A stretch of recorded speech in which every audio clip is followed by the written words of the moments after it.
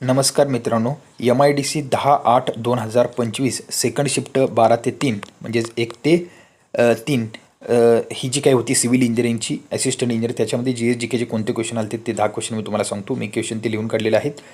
त्याच्यामध्ये इंटरनॅशनल योगा दिन 2025चा प्रोग्राम होता, तो कोणत्या पद्धतीने साजरा केलेला होता 1,00,000 लोकांनी, त्याला काय म्हणतात? इंटरनॅशनल अहिंसा दिन कधी साजरा केला जातो? CGI जास्त काळ कोण राहिले आहेत? IPA 2025 web series digital award कशाला देण्यात आलेला आहे? DGP महिला DGP कोण आहेत महाराष्ट्राच्या पहिल्या? त्यानंतर atomic habit and easy proven way to build good habit and break bad one पुस्तकाचे लेखक कोण? क्रांतिसिंह कोणाला म्हणतात? पद्मभूषण जतीन गोस्वामी हे कशासाठी प्रसिद्ध होते असा क्वेश्चन होता, ते काय करत होते? त्यानंतर महाअग्री AI धोरण 2025-29 मंजूर करण्यात आले, ते कशा पद्धतीने राबवले जाणार असा एक क्वेश्चन होता. असे GS-GKचे 10 क्वेश्चन MIDCच्या सेकंड शिफ्टला होते.